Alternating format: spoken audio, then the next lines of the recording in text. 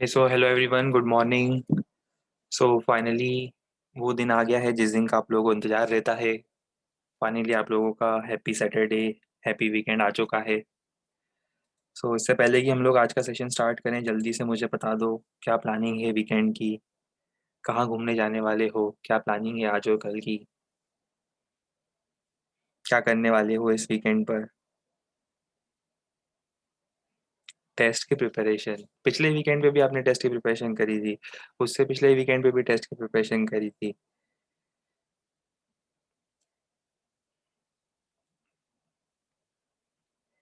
हाँ, आज हम लोग सबसे पहले ये ट्वेल्थ वाला जो पोर्शन है उसी पर फोकस करेंगे। आज हम लोग डिस्कस करेंगे आगे पोटेंशियल और उसके बाद डाइपोल। ठीक है। चलिए, तो लास्ट टर्म पर मैंने आप लोगों को कुछ क्वेश्चंस होमवर्क के लिए दिए थे और होपफुली आप लोगों ने वो क्वेश्चंस ट्राई किए होंगे।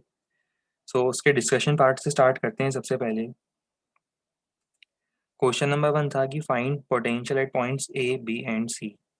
ठीक है, हमें ए बी और सी तीन पॉइंट्स है, इन पॉइंट्स पर पोटेंशियल फाइंड करना था और ये दो स्पेरिकल शेल्स हमें गिवन थे।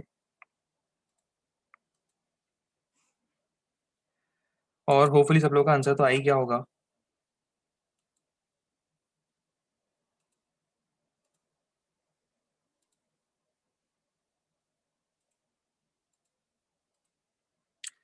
चलिए ट्राई करते हैं। दो स्पेरिकल शेल्स गिवन है।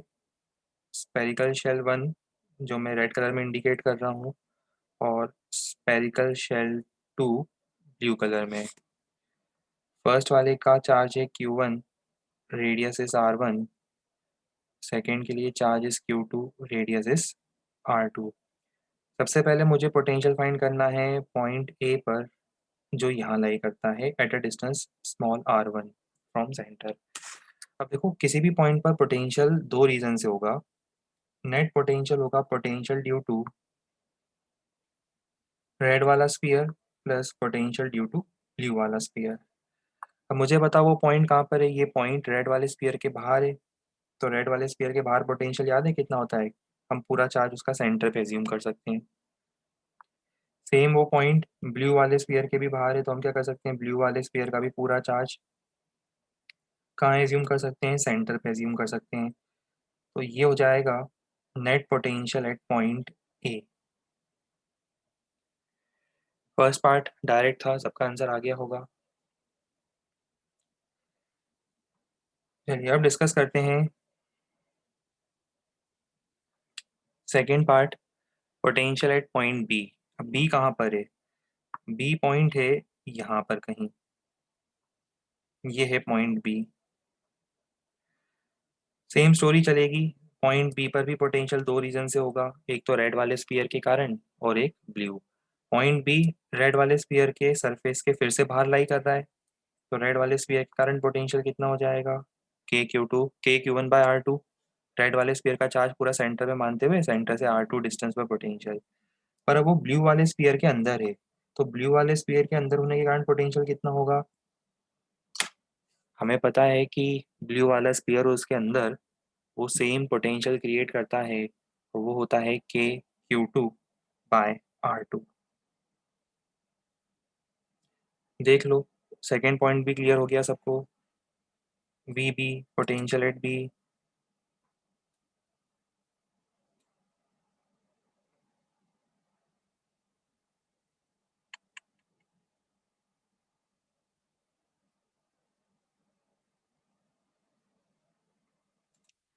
Potential at point C.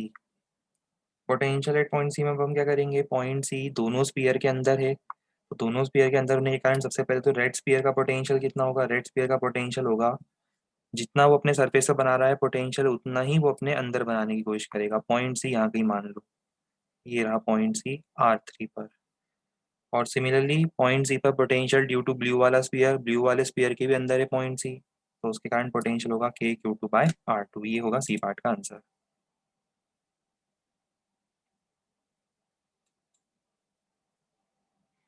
We भी क्लियर नहीं हुआ?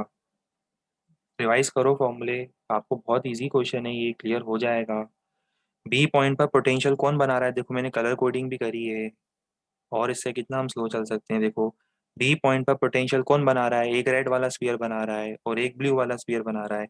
मुझे बताओ बी पॉइंट पर रेड वाले स्फीयर का पोटेंशियल कितना होगा, बी पॉइंट देखो कहाँ है, रेड वाला स्फीयर देखो कहाँ है, और वो पॉइंट रेड वाले स्फीयर के अंदर है कि बाहर है, बाहर है, तो क्या करेंगे, डिस्टेंस फ्रॉम सेंटर लेंगे, रेड वाले स्फीयर के सेंटर से कितना डिस्टेंस है, के Q1 बाय R2।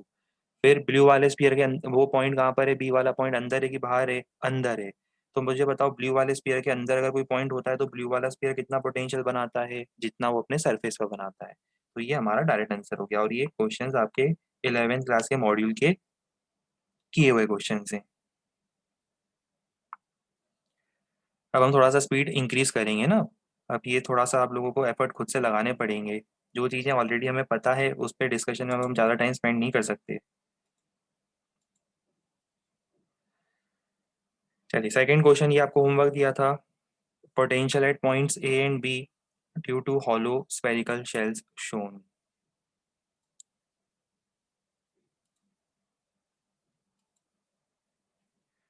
फिर से हमें क्या दिया हुआ है, दो स्फेरिकल शेल्स दिए हुए हैं।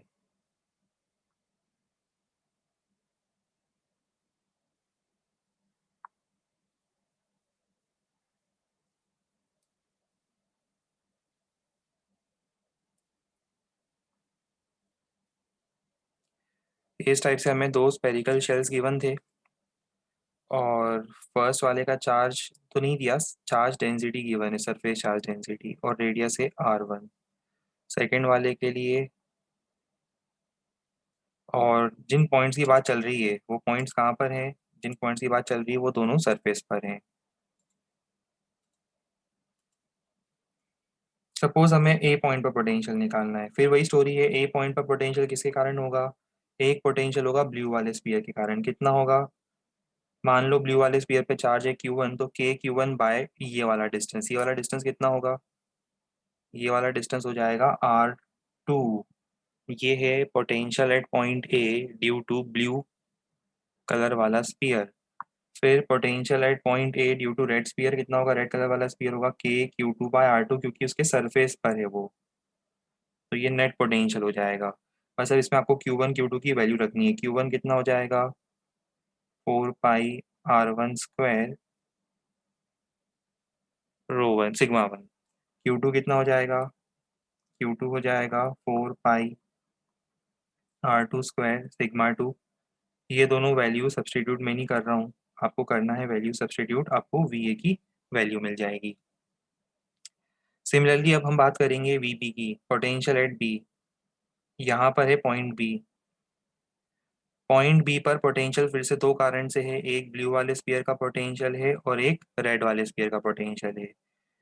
ब्लू वाले स्पीयर के सरफेस पर है वो पॉइंट, सरफेस पर पोटेंशियल होता है के Q1 बाय R1। रेड वाले स्पीयर के सरफेस के अंदर है वो पॉइंट, पोटेंशियल होगा के Q2 बाय R2। जितना स्पीयर टू पे सरफेस पर पोटेंशियल होगा उतना ही पोटेंशियल स्पीयर टू अपने अंदर हर एक पॉइंट पर जनरेट करेगा, और क्योंकि पॉइंट बी स्पीयर टू के अंदर लाई कर रहा है तो उस पर पोटेंशियल होगा स्पीयर बी के कारण के Q2 बाय R2।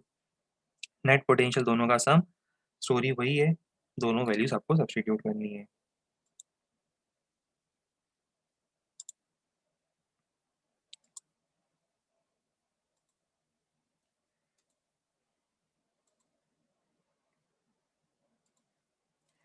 कुछ और क्वेश्चंस दिए थे मैंने होमवर्क के लिए। नेक्स्ट क्वेश्चन,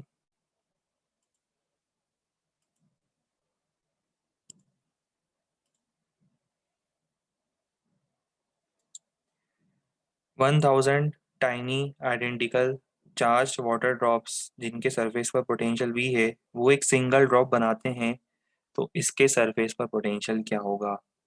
ठीक है,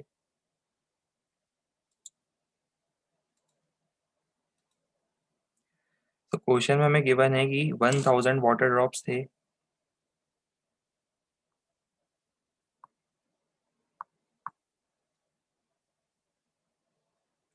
काम करते हैं, हर एक का चार्ज मान लेते हैं Q और रेडियस मान लेते हैं R, और सबके सरफेस पर पोटेंशियल कितना है अभी, V।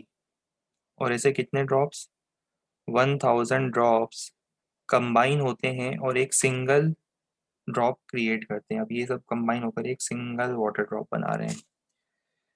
अब इस पर चार्ज कितना होगा क्यू, रेडियस आर, और पोटेंशियल में मान लेता हूँ वी प्राइम, जो मुझे फाइंड करना है। ठीक है, ये कन्वर्जन हुआ है। 1000 ड्रॉप्स कंबाइन होते हैं और बड़ा सा ड्रॉप बनाते हैं। चलो पहले मुझे बताओ, सिंगल ड्रॉप के लिए मैं पोटेंशियल क्या लिखूंगा? सिंगल ड्रॉप के लिए पोटेंशियल होगा के क्यू बाय आर। इसमें तो डाउट ही नहीं था। सिंगल वाटर ड्रॉप के सरफेस पर पोटेंशियल होगा के क्यू बाय आर। इसको बोल देते हैं इक्वेशन 1। अच्छा, अब अपन बात करते हैं जो बड़ा ड्रॉप बना है, ये जो ड्रॉप बन रहा है, अब हम बात कर रहे हैं इस ड्रॉप की। ये वाला जो ड्रॉप बना है, सबसे पहले हम देखते हैं इस पर चार्ज कितना होगा। इस वाटर ड्रॉप पर चार्ज होगा, charge conservation 1000 Q. Charge conservation के एलसीएम लिख सकते हैं। इस पर चार्ज होगा 1000 क्यू। इसका रेडियस कितना होगा? तो रेडियस कैसे फाइंड करेंगे? Volume conservation. वॉल्यूम कैसे कंजर्व करोगे? पुराना वॉल्यूम कितना था? 4/3 पाई आर क्यूब। तो एक ड्रॉप का वॉल्यूम था और ऐसे 1000 ड्रॉप्स थे। नए ड्रॉप के लिए 4/3 पाई आर क्यूब। यहाँ से आर क्या आएगा? 10 आर। चलो अब मुझे बताओ कि नए स्पीयर के सरफेस पर पोटेंशियल कितना होगा? नए स्पीयर के सरफेस पर पोटेंशियल होगा वी प्राइम। नए स्पीयर के सरफेस पर पोटेंशियल होगा वी प्राइम, जिसको हम क्या लिख सकते हैं अब? के क्यू बाय आर। यही लिखेंगे। पर क्यू कितना है? 1000 क्यू। और आर कितना है? 10 आर। तो ये वी प्राइम आ जाएगा 100 के क्यू बाय आर। और के क्यू बाय आर क्या था? इक्वेशन 1 देखो, के क्यू बाय आर था वी, तो इसको मैं लिख सकता हूँ 100 वी। ये हमारा रिजल्ट होना चाहिए था।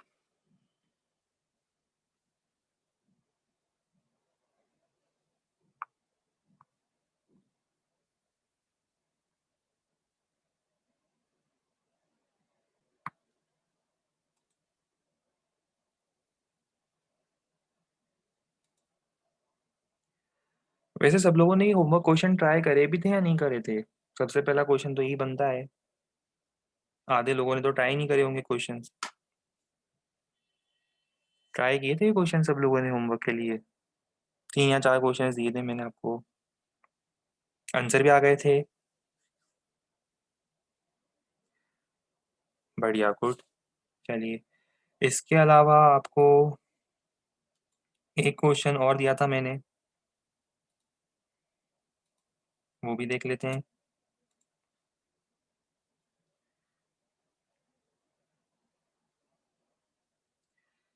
नेक्स्ट क्वेश्चन मैंने आपको ये दिया था, एक कंडक्टिंग बबल है। अच्छा, कंडक्टिंग बबल लिखने का रीज़न क्या है वो मैं आपको भी थोड़ी देर में डिस्कस करके बताऊंगा। कंडक्टिंग बबल था, रेडियस था स्मॉल ए, और थिकनेस थी T. Thickness negligible as compared to radius, और सरफेस और पोटेंशियल वी। अब वो कोलैप्स होकर एक वाटर ड्रॉप बनाता है, तो हमें वाटर ड्रॉपलेट का पोटेंशियल फाइंड करना है। इसका पहले आंसर बता देता हूँ, आंसर ये आना चाहिए।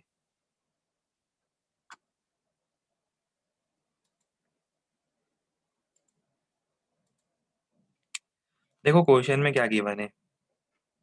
क्वेश्चन में हमें एक वाटर ड्रॉपलेट गिवन है।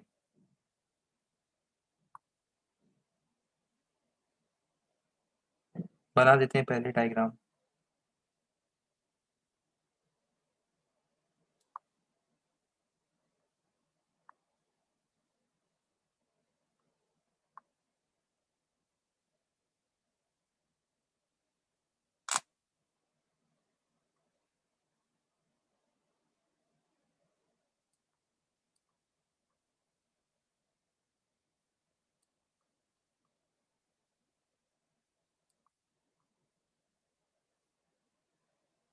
चलो, इससे काम चल जाना चाहिए हम लोगों का।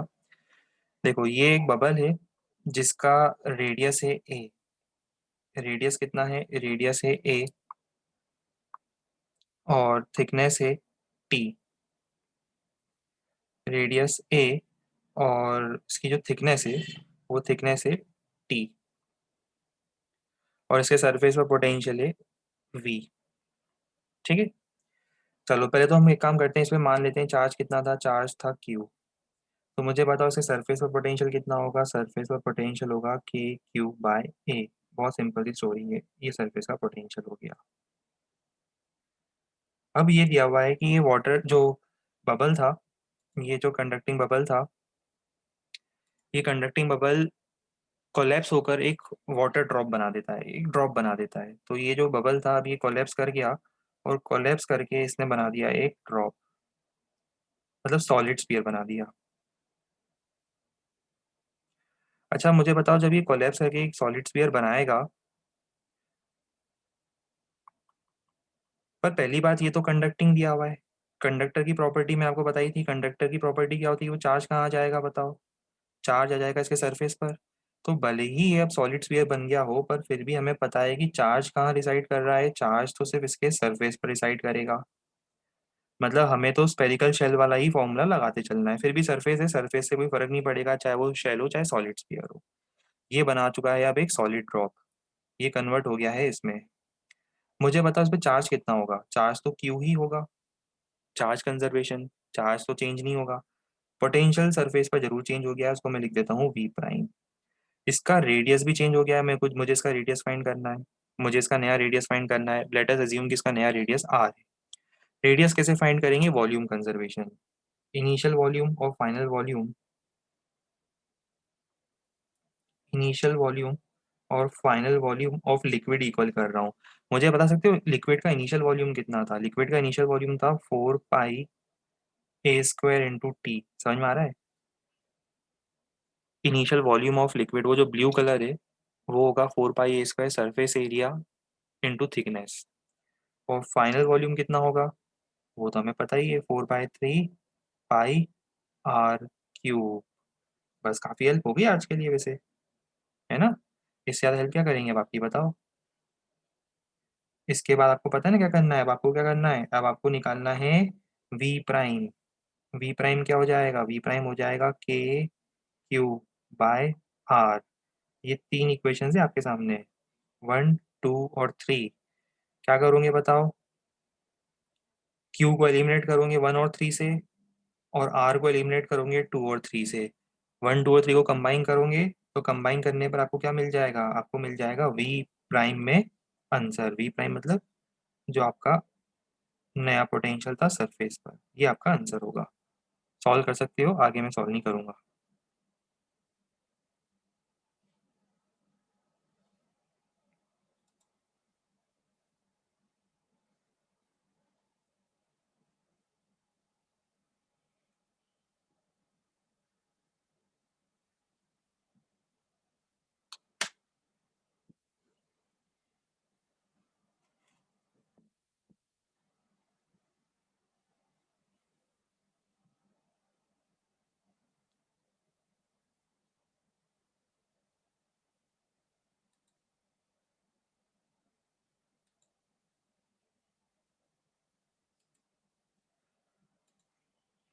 सॉल्व करने पर ये आपको रिजल्ट मिलेगा।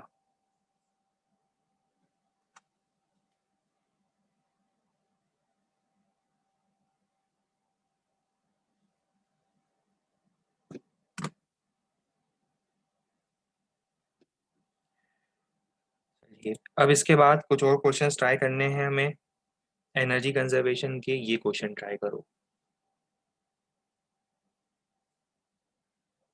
ग्रेविटी फ्री स्पेस मानना है,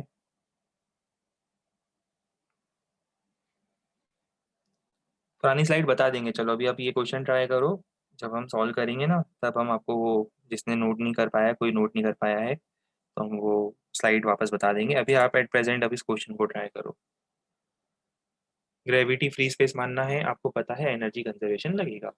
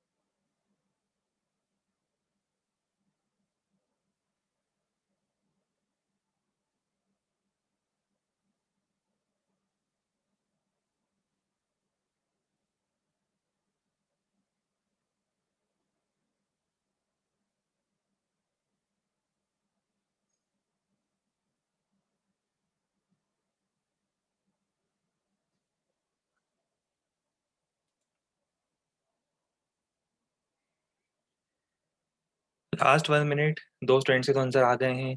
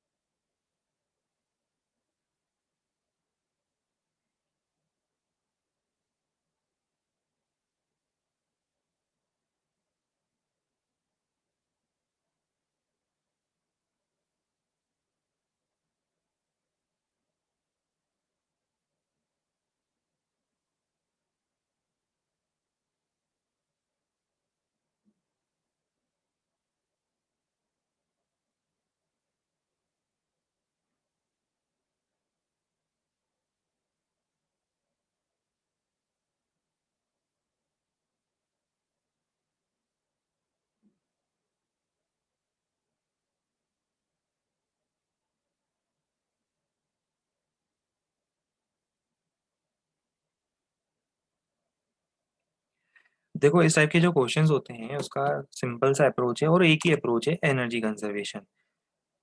हमें ये फाइंड करना है कि किस स्पीड से ये इस स्फीयर के सरफेस को स्ट्राइक करता है, राइट। ये हो गया point B.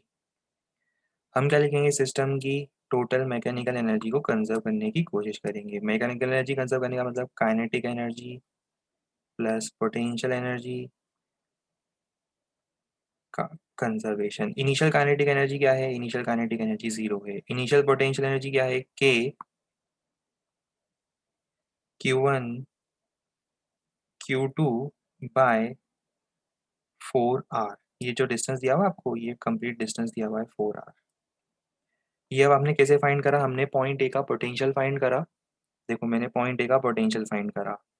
Point A sphere के बाहर है, तो पॉइंट ए का पोटेंशियल कैसे फाइंड करते हैं, ये पॉइंट ए का पोटेंशियल फाइंड करा और पोटेंशियल को चार्ज से मल्टीप्लाई कर दिया जो वहाँ रखा हुआ है, तो मुझे उस चार्ज की पोटेंशियल एनर्जी मिल गई। तो initial kinetic plus initial potential equal to final kinetic energy, जो मुझे फाइंड करनी है बी पर, प्लस बी पर उस चार्ज की पोटेंशियल एनर्जी क्या हो जाएगी, बी पर पोटेंशियल सरफेस पर, स्फीयर के सरफेस पर पोटेंशियल कितना होता है, के क्यू बाय आर। पोटेंशियल को अगर मैं चार्ज से मल्टीप्लाई कर दूं तो मुझे क्या मिलेगा, चार्ज की पोटेंशियल एनर्जी मिल जाएगी। आगे आपको पता है कि ये आपका आंसर है।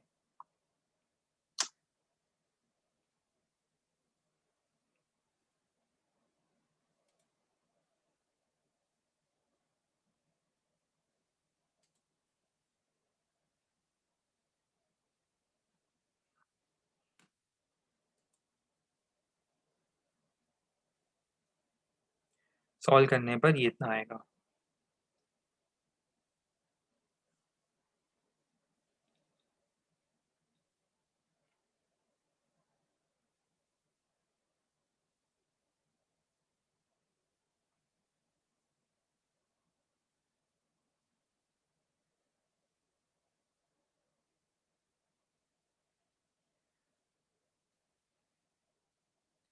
हाँ, जिसको लास्ट वाला स्लाइड देखना था जल्दी से इसका स्क्रीनशॉट ले लो।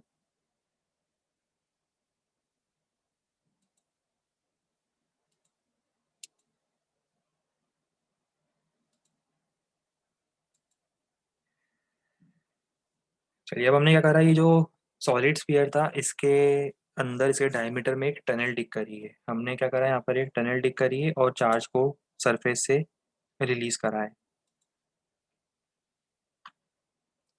तो minus Q is release from rest from point A. हमें फाइंड करना है किस स्पीड से वो टनल के सेंटर को रीच करेगा। ग्रेविटी एब्सेंट मानना है, सिर्फ इलेक्ट्रोस्टैटिक से फोर्स और एनर्जी की इक्वेशंस लिखनी है।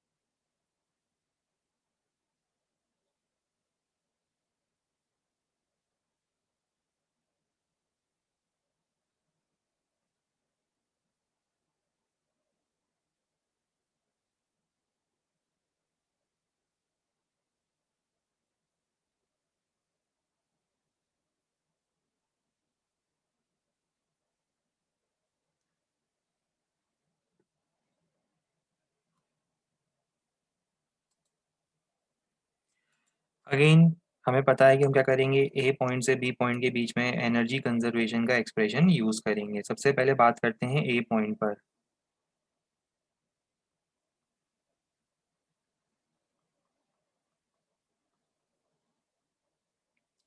ए पॉइंट पर काइनेटिक एनर्जी हमें पता है जीरो है, अभी कोई एनर्जी नहीं है उसके पास। पोटेंशियल एनर्जी जरूर है सरफेस पर।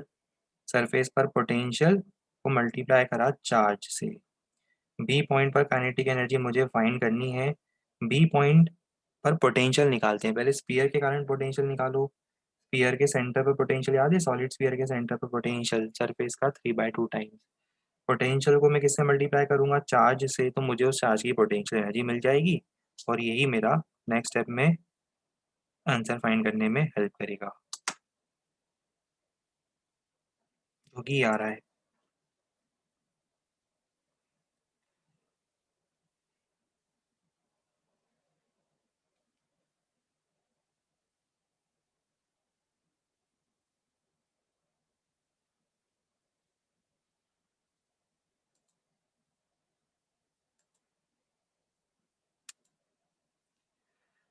अब इसी पोटेंशियल की लिस्ट के बाद अब हम लोग एक और कंसेप्ट ऐड करेंगे। और अब वो जो नया कंसेप्ट होगा वो होगा concept related to electric dipole. तो अभी तक जो बात हुई है वो सब कुछ पोटेंशियल पोटेंशियल एनर्जी से रिलेटेड बात हुई। डाइपोल में भी अब हम लोग फील्ड पोटेंशियल सब कुछ फाइंड करेंगे, मतलब एक स्पेशल टाइप का कन्फिग्रेशन है जो हम लोग अब डिस्कस करना चाहते हैं।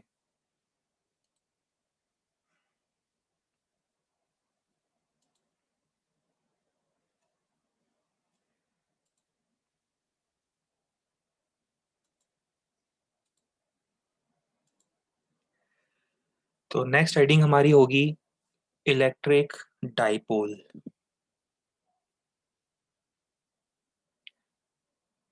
एक स्पेशल टाइप का कन्फिग्रेशन हम पढ़ेंगे इसमें, और उस स्पेशल कन्फिग्रेशन के लिए फिर से हम लोग फील्ड पोटेंशियल सभी कैलकुलेशन फिर से रिपीट करेंगे।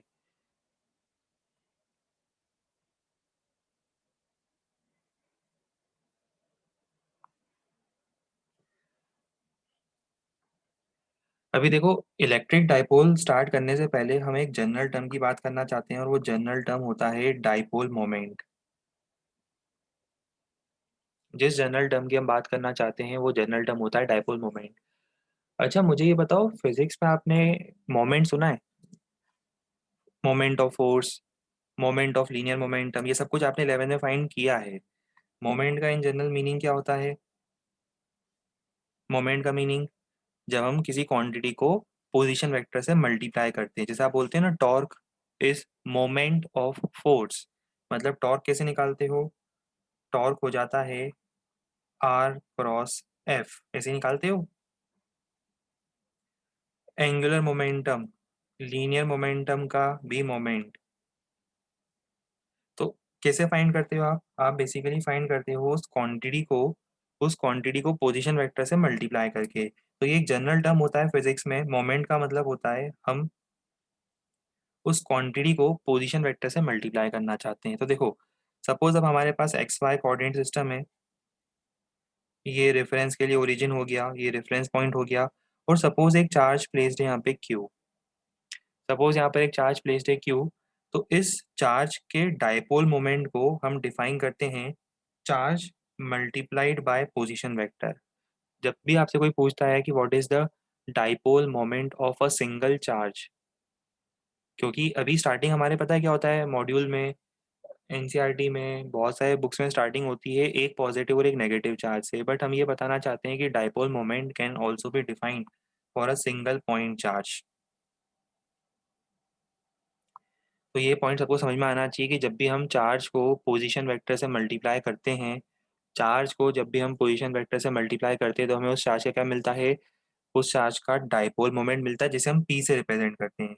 रिप्रेजेंटेशन है पी। तो for a single charge dipole moment कैसे फाइंड करेंगे?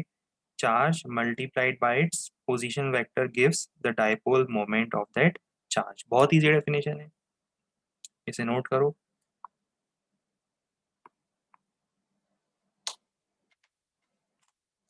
बिल्कुल सही, केमिस्ट्री में भी आपने पढ़ा है ना डाइपोल मोमेंट।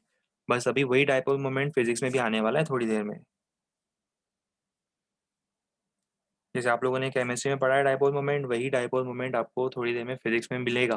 पर अभी हम स्टार्टिंग कर रहे हैं सिंगल चार्ज के डायपोल मोमेंट से। फिर हम लोग जो पैर बनता है ना पॉजिटिव और नेगेटिव चार्ज का, उसका डायपोल मोमेंट भी पढ़ेंगे।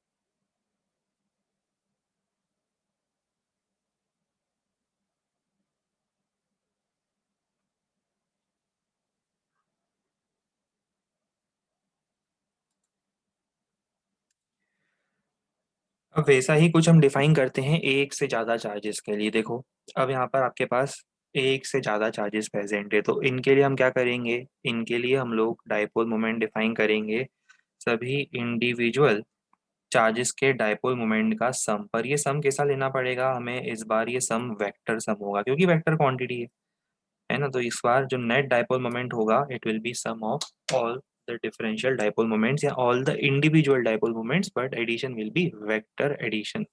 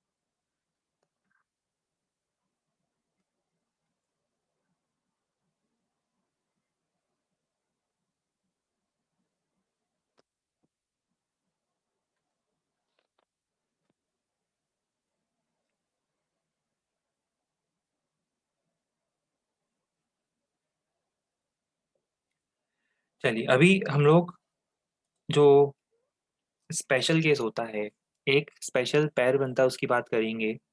स्पेशल पैर बनता है जब हमारे पास एक ऐसा सिस्टम हो जिसमें एक पॉजिटिव चार्ज हो और एक नेगेटिव चार्ज हो सेम वैल्यू के, जो आप लोग केमिस्ट्री में भी पढ़ते हो। ये जो एक स्पेशल टाइप का सिस्टम है ना, ये एक स्पेशल टाइप का आपको सिस्टम दिख रहा है जिसमें दो ही चार्जेस प्रेजेंट है। देखो, एक है पॉजिटिव चार्ज और एक है उतनी ही वैल्यू का नेगेटिव चार्ज। चलो हम एक काम करते हैं, सिस्टम का डायपोल मोमेंट निकाल कर देखते हैं कितना आएगा।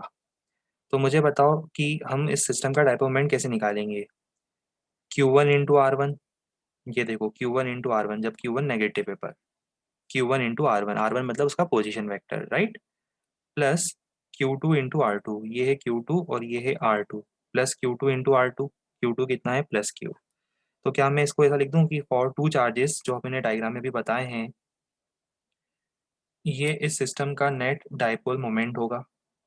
पर यहाँ स्टोरी एक इंटरेस्टिंग टर्न लेती है, क्योंकि यहाँ से मैं Q कॉमन ले सकता हूँ। Q कॉमन लेने के बाद मुझे मिलेगा R two vector minus R one vector.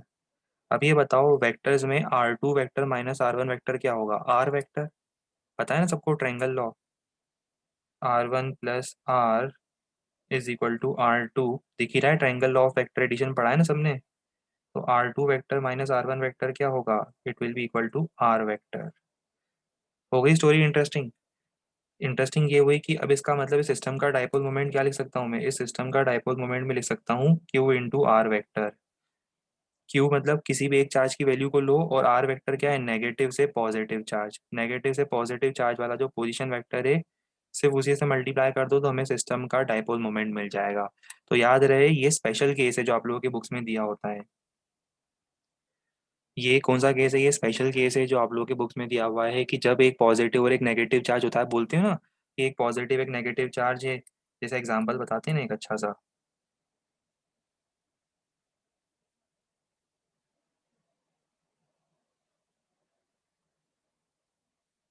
ये देखो ये नेगेटिव चार्ज है, ये देखो ये पॉजिटिव चार्ज है। आप बोलते हो ना ये दोनों मिलकर क्या बना रहे हैं, ये दोनों मिलकर एक सिस्टम बना रहे हैं जिसका डाइपोल मोमेंट कितना होता है, आप बोलते हो क्यू इंटू डी। बोलते हो ना क्यू इंटू डी। वो यहाँ से आता है। सिर्फ आपको क्या करना है, दोनों चार्जेस के बीच का डिस्टेंस देखना है, और डायरेक्शन कहाँ होगी बताओ इसकी अब।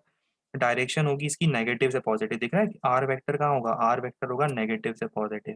तो डायरेक्शन होगी नेगेटिव से पॉजिटिव, ये वाली डायरेक्शन होगी इसकी। ये डाइपोल मोमेंट की डायरेक्शन होगी, तो ये वैल्यू हो गई, ये वैल्यू है। और ये इसकी डायरेक्शन क्या है, डायरेक्शन है नेगेटिव टू पॉजिटिव चार्ज।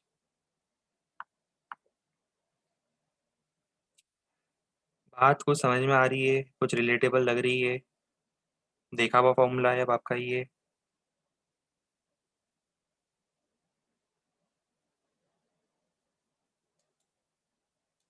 बढ़िया। नोट हो गया ये, नोट कर लो जल्दी से। ये हम अलग से नोट करवा देंगे, अभी इसको भूल जाओ। सिर्फ आपको ये नोट करना है।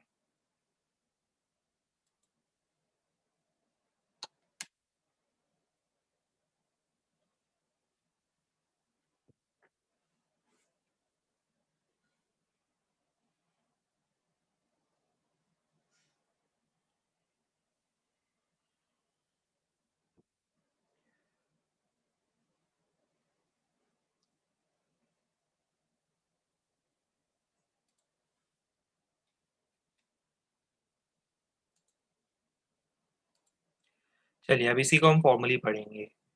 अब हम सिस्टम की बात कर रहे हैं जिसको हम बोलते हैं इलेक्ट्रिक डाइपोल। तो इलेक्ट्रिक डाइपोल का मीनिंग क्या होता है, इलेक्ट्रिक डाइपोल का मीनिंग होता है system of two equal and opposite charges. Single charge के लिए डाइपोल मोमेंट डिफाइन है, पर जब हम बोलते हैं कि हमें एक इलेक्ट्रिक डाइपोल दिख रहा है, जब हम बोलते हैं इलेक्ट्रिक डाइपोल दिख रहा है, तो इलेक्ट्रिक डाइपोल का मतलब क्या होता है, ये नेम रिजर्व होता है for a system of two equal and opposite charges separated by some small fixed distance, उसको हम बोलते हैं इलेक्ट्रिक डाइपोल। अब इसका भी डाइपोल मोमेंट निकालेंगे हम, जो भी निकाल चुके हैं वैसे तो, क्यू इंटू डी। तो ये देखो ये दो चार्जेस दिख रहे हैं, क्यू एंड माइनस क्यू, ये मिलकर क्या बनाते हैं, इसको इस सिस्टम को जैसे ही हम देखेंगे हम बोलेंगे देखो ये इलेक्ट्रिक डाइपोल है। ठीक है, बात समझ में आई। System of two charges separated by some small fixed distance, उसको हम बोलेंगे इलेक्ट्रिक डाइपोल। कल से मान लो आप पार्टी करने गए, बाहर घूमने फिरने गए, पार्टी करने गए, और जब आप पार्टी करने जाते हो तो आपको क्या दिखाई देता है रास्ते में, आपको रास्ते में एक पॉजिटिव और एक नेगेटिव चार्ज दिखाई देता है। आप घूम रहे हो, घूमते घूमते आपको रास्ते में एक ये नेगेटिव और एक ये पॉजिटिव चार्ज दिखाई देता है। तो आप क्या बोलोगे, आप बोलोगे कि ये देखो ये क्या बना रहा है, ये एक इलेक्ट्रिक डाइपोल का सिस्टम है, ये है सिस्टम ऑफ इलेक्ट्रिक डाइपोल। बात समझ में आई।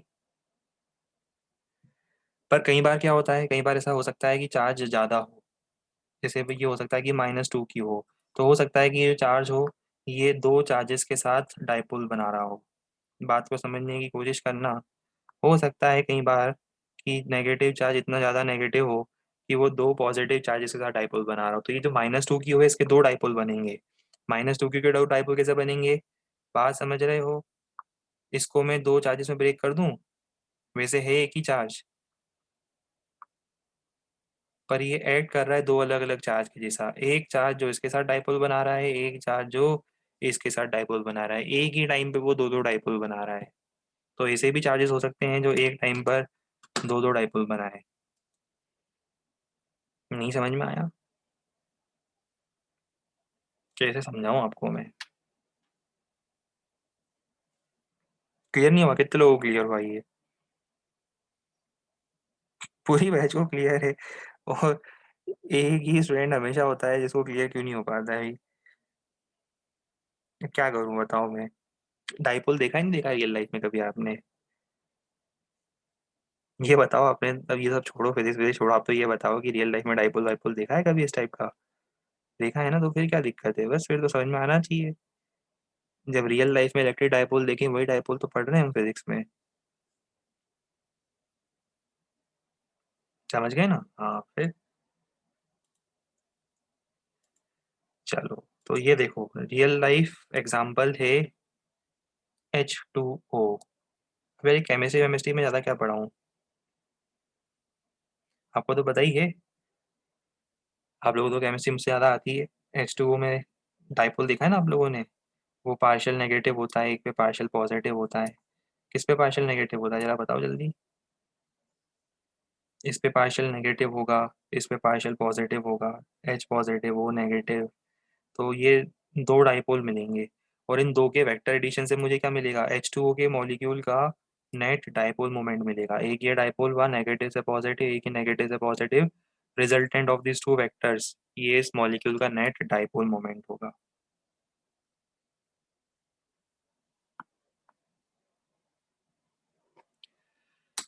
इसे नोट कर लिया जाए।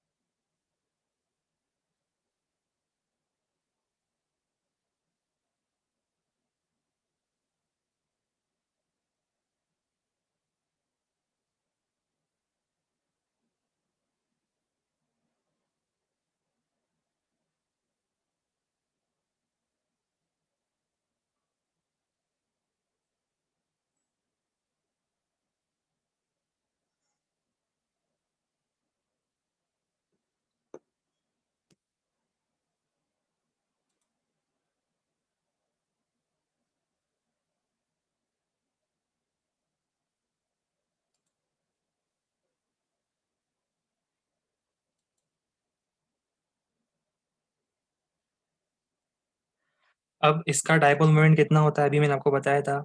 डाइपोल मोमेंट इस टाइप के सिस्टम का होता है Q×T। और कैसी क्वांटिटी होती है? वेक्टर क्वांटिटी होती है। डायरेक्शन कहाँ होती है? अभी हमने प्रूव करके बताया था। नेगेटिव टू पॉजिटिव कहाँ प्रूव किया था? ये रहा देखो, आर वेक्टर कहाँ आ रहा है? -Q से +Q वाला vector addition. Triangle law, R vector होता है -Q से +Q की तरफ जो आता है। तो इसका मतलब it is a vector quantity directed from negative to positive charge.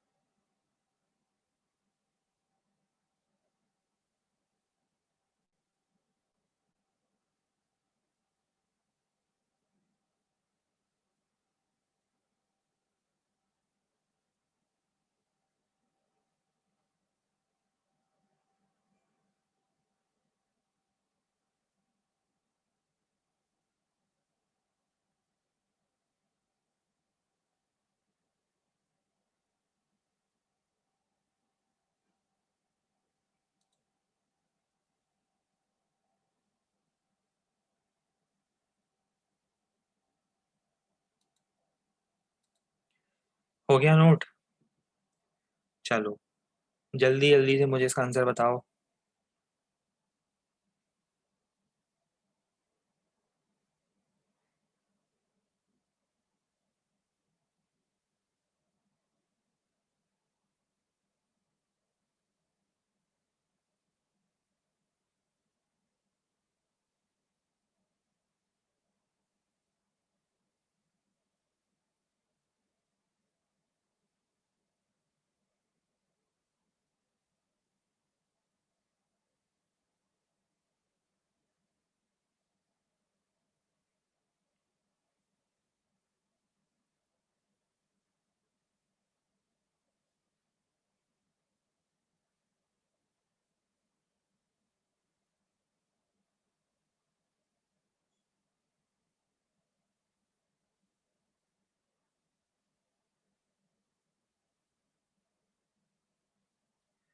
आ गया होगा आंसर, मैं ही सॉल्व कर देता हूँ। इसका डाइपोल मोमेंट हो जाएगा, वैल्यू बता रहा हूँ, क्यू इंटू डी। क्यू कितना है? 2 × 10⁻⁻⁻6। डी कितना है? 10 सेंटीमीटर, मतलब 10/100। ये आंसर आ जाएगा। यूनिट क्या होगी इसकी जरा बताओ? Coulomb metre, right.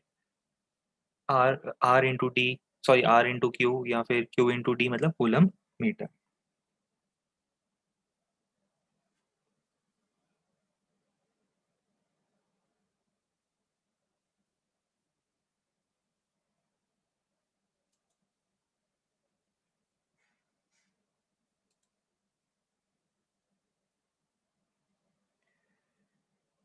जल्दी से ये ट्राई करके बताओ।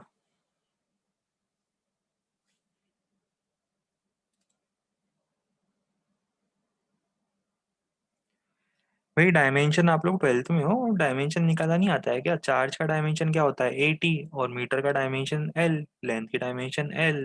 तो अब इसमें मैं क्या सॉल्व करूँ? 12th वाले हो यार। 12th वाले थोड़ा ना पूछते हैं कि सर इसका डायमेंशन क्या होगा। आपको यूनिट पता है, डायमेंशन सब कुछ निकाल सकते हो। हम छोटे बच्चे थोड़ी ना, हम लोग सब।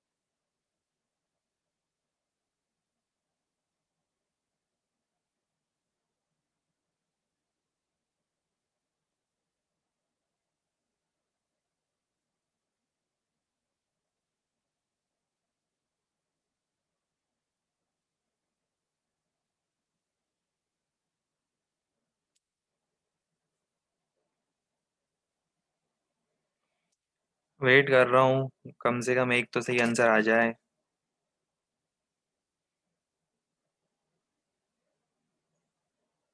हे भगवान, एक सही आंसर आ गया, चलो।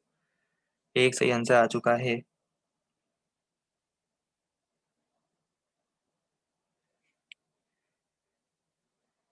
बाकी पूरी बैच इतनी दुष्ट है ना कि मैं क्या बताऊं। मतलब अब मैं बता नहीं सकता कितनी दुष्ट है ये बैच। इतने सारे स्टूडेंट्स में एक बेसिक क्वेश्चन का आंसर जिसमें सिर्फ वेक्टर एडिशन करना है, सिर्फ एक स्टूडेंट ने दिया है। और बाकी सब बैठे बैठे टू क्यू डी कर रहे हैं। लाख बार समझा चुका हूँ, वेक्टर एडिशन होना है। 11th, पूरा 11th पढ़ा है आपने, साल भर पढ़ा है वेक्टर, हर चैप्टर में वेक्टर एडिशन किया है। और 12th में आने के बाद 99% क्लास मुझे बोलती है answer to Q T. I am so proud of you. देखो, मैंने बताया था क्या करोगे, ये माइनस टू क्यू है ना, माइनस टू क्यू के दो टुकड़े कर दो। दो टुकड़े कौन से कर दो?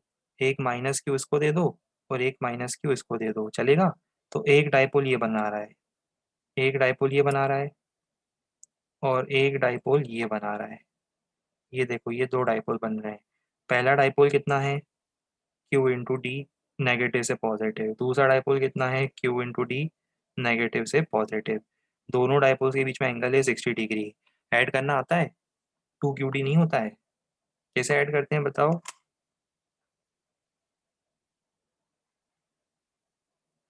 60 डिग्री का एंगल बाइसेक्टर पता है कितना होता है? 60 डिग्री का एंगल बाइसेक्टर। अब तो मुझे सारी चीज़ें ऐसा लग रहा है बतानी पड़ेगी। जैसे जैसे आप लोग आंसर देते जा रहे हो ना, मुझे ऐसा लगता जा रहा है कि अब मुझे सारी चीज़ें आप लोगों को बतानी पड़ेगी। ये वेक्टर एडिशन ऐसे निकालते हैं।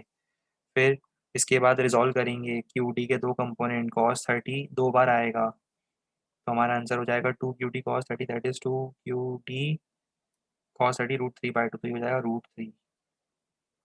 डायरेक्शन कहाँ होगी? 30 डिग्री। रिजल्टेंट कहाँ होगा? 30 डिग्री विथ हॉरिजॉन्टल लाइन। ये हॉरिजॉन्टल लाइन से 30 डिग्री पर इतना रिजल्टेंट होगा, मतलब इसका डाइपोल मोमेंट कहाँ मिलेगा मुझे?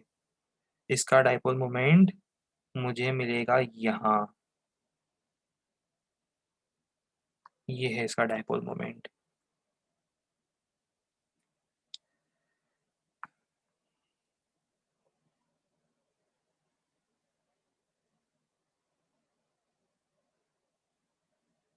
हाँ, ये रिजल्टेंट फॉर्मूला यूज कर लो। √a² + b² + 2ab cos theta, जिसमें खुशी मिले वो फॉर्मूला यूज करो।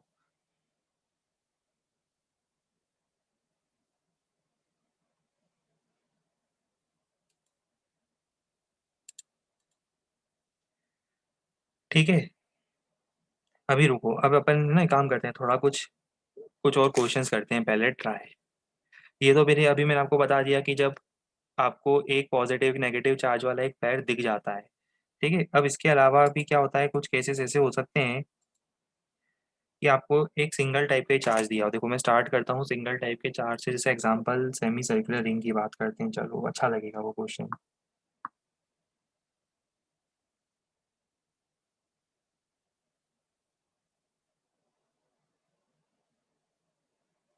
सपोज हमें एक सेमी सर्कुलर रिंग गिवन है,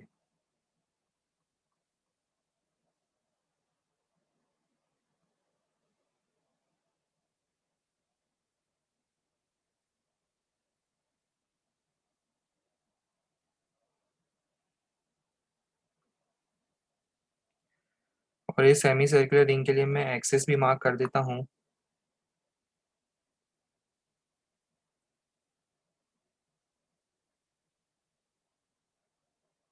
वाई एक्सिस,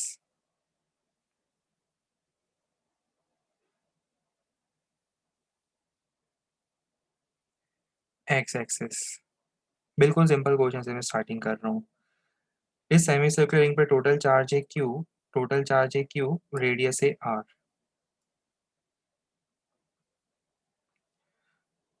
और ये ओरिजिन है, रेफरेंस पॉइंट है। क्वेश्चन लिखो, find the dipole moment of this semi circular ring about origin. Find the dipole moment of this semi circular ring about origin.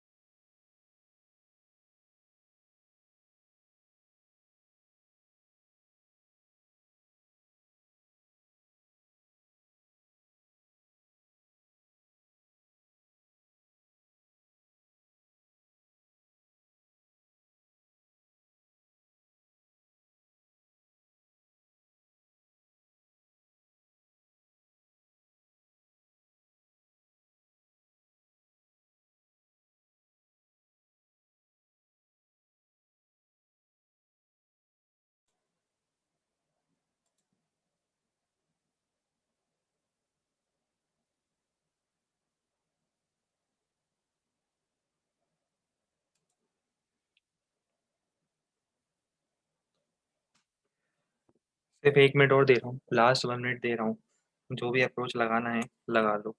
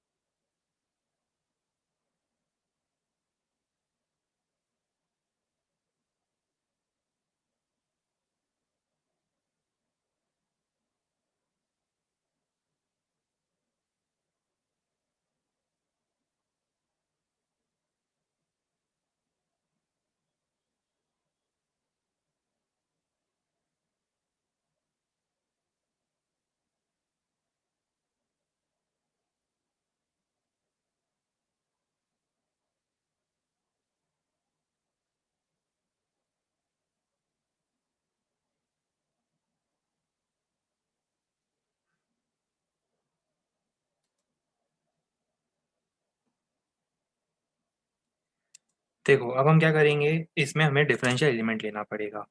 सबसे पहला step होता है, इसमें हम लेंगे डिफरेंशियल एलिमेंट। डिफरेंशियल एलिमेंट कैसे लेंगे, देखो यहाँ से थीटा एंगल पर छोटा सा एलिमेंट लेंगे, ये वाला डी थीटा वाला।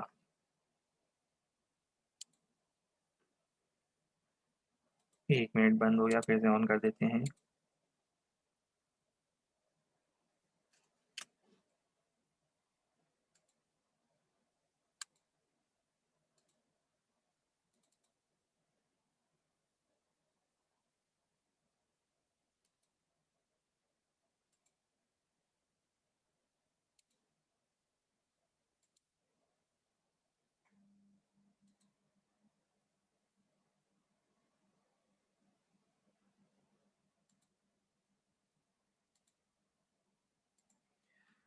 हम लोग लेंगे थीटा पर डिफरेंशियल एलिमेंट, जिसका थिकनेस हो जाएगा डी थीटा।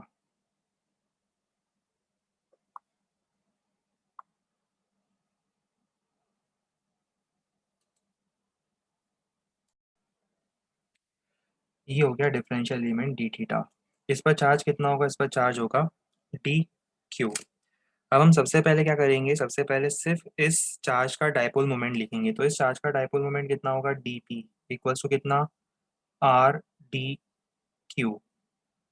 वही distance into charge, R into D Q. पर इसकी डायरेक्शन कहाँ होगी, इसकी डायरेक्शन होगी ये वाली। अगर हमसे पूछा जाए कि इस डायपोल मोमेंट की डायरेक्शन कहाँ है, तो इस डायपोल मोमेंट की डायरेक्शन होगी ये वाली डायरेक्शन। ये डीपी की डायरेक्शन है। अब देखो इसके दो कंपोनेंट होंगे, एक होगा हॉरिजॉन्टल और एक होगा वर्टिकल कंपोनेंट। सेम केस यहाँ पर मुझे एक और चार्ज मिलेगा, इसके जस्ट अपोजिट एंड पर देखो, इसके जस्ट अपोजिट एंड पर मुझे सेम डी क्यू चार्ज मिलेगा। उसके भी दो कंपोनेंट होंगे, हॉरिजॉन्टल वर्टिकल। तो मुझे बताओ कौन सा कंपोनेंट है जो एडअप होगा और कौन सा कंपोनेंट है जो कैंसिल होगा।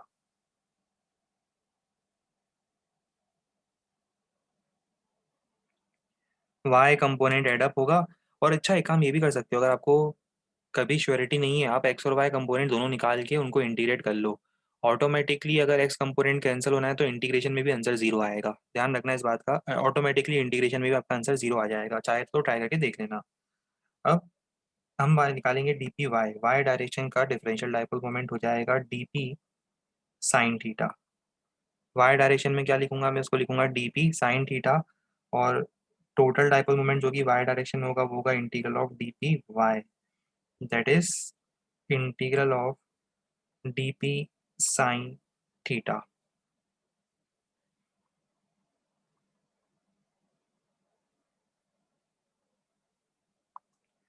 थोड़ी हेल्प कर दो जरा।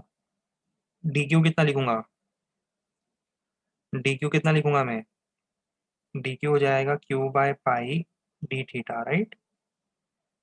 Charge per unit angle into angle. तो ये डी क्यू हो जाएगा, अपन पहले भी निकाल चुके हैं, तो ये डी क्यू इस टाइप से, और इनटू साइन थीटा। इंटीग्रेशन की लिमिट कहाँ से कहाँ तक होगी, थीटा इक्वल टू जीरो से लेकर थीटा इक्वल टू पाई तक।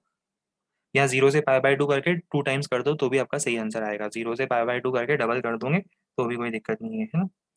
इसके बाद नेक्स्ट स्टेप में ये हो जाएगा Py = R³/π साइन थीटा का इंटीग्रेशन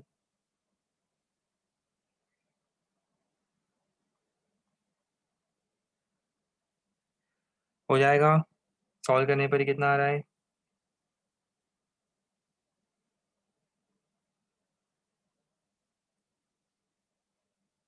ये आ जाएगा इतना।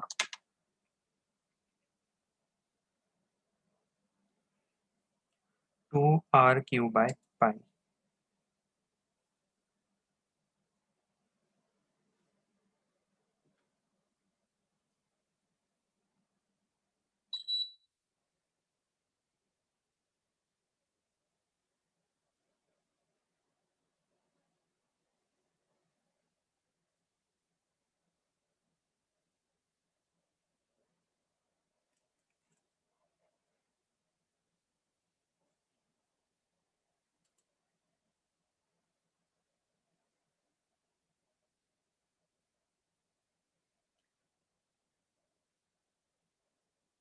चलो इसी क्वेश्चन में मैं एक और वेरिएशन बताता हूँ। इस क्वेश्चन का कुछ और वेरिएशन भी पॉसिबल होता है जब हम लोग यहाँ पर जो चार्जेस जो हमने डिस्ट्रीब्यूट करे हैं, कुछ केसेस होते हैं जहाँ पर चार्जेस का जो डिस्ट्रीब्यूशन होता है वो नॉन यूनिफॉर्म वे में करना स्टार्ट कर देते हैं।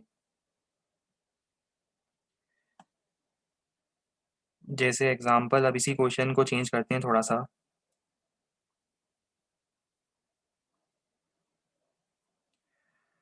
आपको यही सेमी सर्कुलर रिंग गिवन है। सेमी सर्कुलर रिंग का रेडियस है आर, और इस पर चार्ज डेंसिटी जो है वो lambda equals to lambda naught cos theta है। इसका मतलब बताओ क्या है?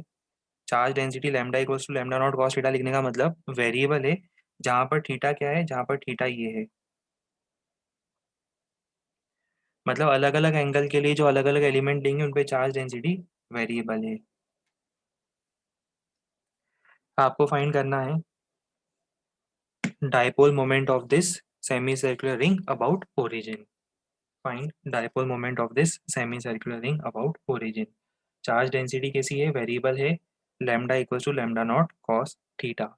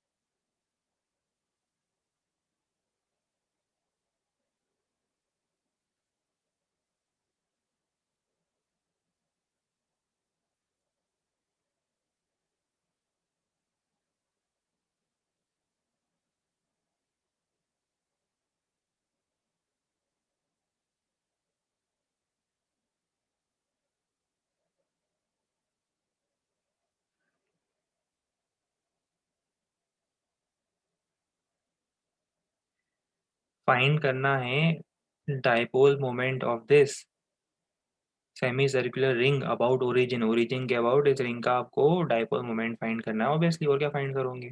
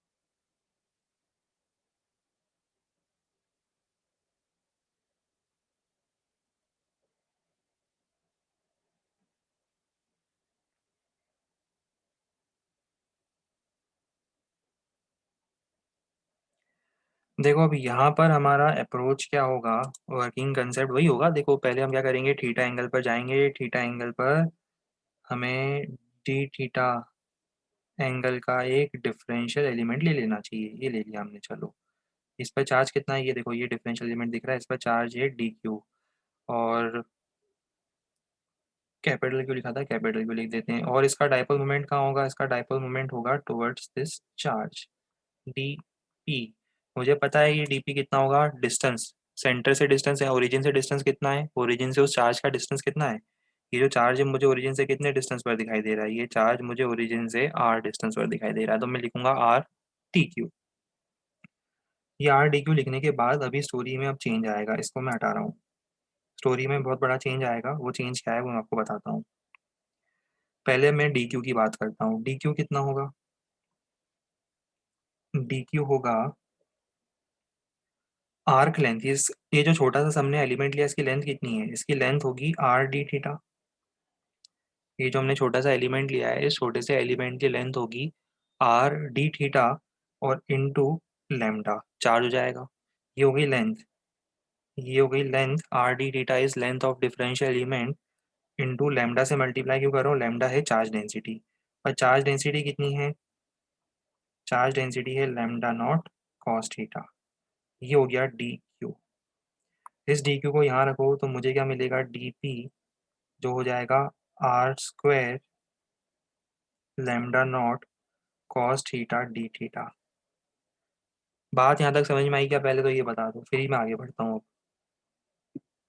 पहले से इतना देखकर बता दो, ये डीपी कैसे निकाला है। सिर्फ उस जो ब्लैक कलर का चार्ज बता रहा हूँ आपको, जो डिफरेंशियल चार्ज बताया, सिर्फ उसका डायपोल मोमेंट निकाला है मैंने। ये क्या यहाँ तक क्लियर हुआ है। चलो अगर ये क्लियर है ना, तो इस बार देखो क्या करूंगा मैं। मुझे नहीं पता एक्स कंपोनेंट कैंसिल होगा कि वाई कंपोनेंट कैंसिल होगा, क्योंकि बहुत सारी चीजें वेरिएबल दिख रही है इसमें, तो मैं रिस्क नहीं लूंगा इस बार। पता है मैं क्या करूंगा, इसके कॉस थीटा और साइन थीटा दोनों कंपोनेंट निकाल के देखता हूँ। इस बार हम क्या करेंगे, इस बार हम इसके कॉस थीटा और साइन थीटा दोनों कंपोनेंट निकालेंगे। कहने का मतलब ये है, ये बताओ कि एक्स डायरेक्शन में कितना होगा ये। एक्स डायरेक्शन में होगा D P X is equal to D P cos theta. देखो, डी पी कॉस थीटा इसका एक्स कंपोनेंट हो जाएगा। जरा बताओ ये एक्स कंपोनेंट कितना होगा, D P R square lambda naught cos theta D theta. ये तो डी पी हो गया, इसको एक और बार कॉस थीटा से मल्टीप्लाई करना, तो ये हो जाएगा कॉस स्क्वायर थीटा। और फिर इसका इंटीग्रेशन मुझे क्या देगा, इसका इंटीग्रेशन मुझे देगा net dipole moment in X direction. तो net dipole moment in X direction हो जाएगा R square lambda not integration of cos square theta D theta. Limit कहाँ से कहाँ तक होगी, जीरो से लेकर पाई तक।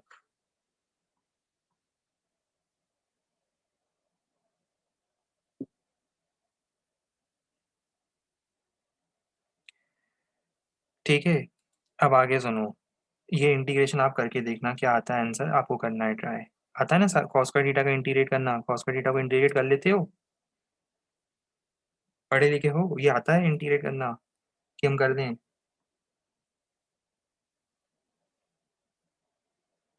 चलो आता है, बढ़िया, गुड। करके देखना, पी एक्स मिलेगा, देखना क्या मिलता है। सिमिलरली मुझे बताओ पी वाई, वाई डायरेक्शन में कितना मिलेगा। वाई डायरेक्शन में देखते हैं, डी पी वाई हो जाएगा D P sine theta. Y component कितना होगा, वाई कंपोनेंट होगा डी पी साइन थीटा, ये इसका वाई कंपोनेंट होगा।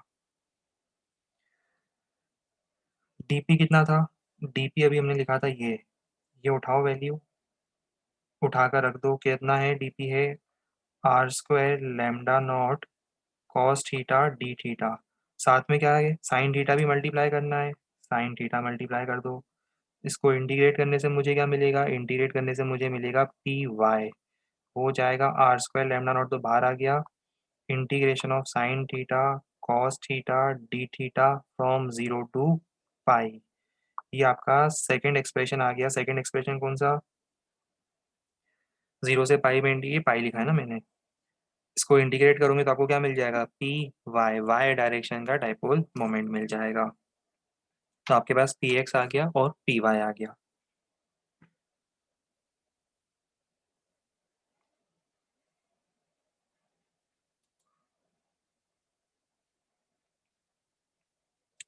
ये प्रोसेस क्लियर है? इस टाइप के क्वेश्चंस आपको जब हम एक प्रैक्टिस शीट प्रोवाइड करेंगे डाइपोल की, एक टर्न अभी और लगेगा डाइपोल की, हमें कुछ और फॉर्मूले अभी डिस्कस करने हैं, स्टार्ट हुआ है अभी तो डेरिवेशन वगैरह वाला पार्ट अभी देखना है हमें कुछ। इसके बाद हम लोग डाइपोल मोमेंट की भी शीट देंगे, और उसके बाद आपके मॉड्यूल में जो डाइपोल के क्वेश्चन है इस टाइप के आपको कुछ क्वेश्चन उसमें मिलेंगे फिर से, कि एक रिंग में चार्ज डिस्ट्रीब्यूशन है तो बताओ डाइपोल मोमेंट किस टाइप से निकालते हैं। तो आपको एक मेथड पता चल गया है, एक्स कंपोनेंट अलग, वाई कंपोनेंट अलग, और फिर हमें उन्हें करना है इंटीग्रेट।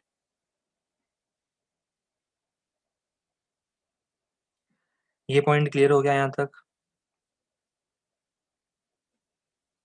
इसका स्क्रीनशॉट जिसे लेना है ले लो जल्दी से।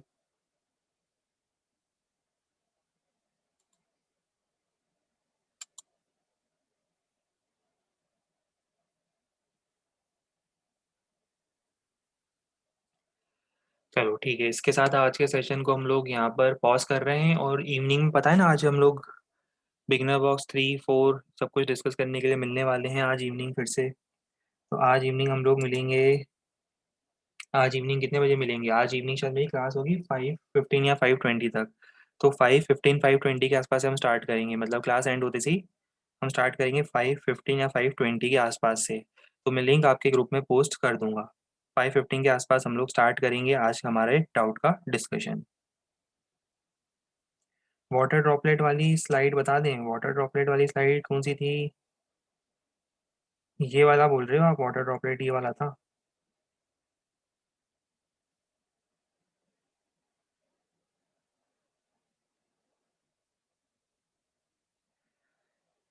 ठीक है, चलिए इसके बाद कंटिन्यू करते हैं आगे। Goodbye and take care.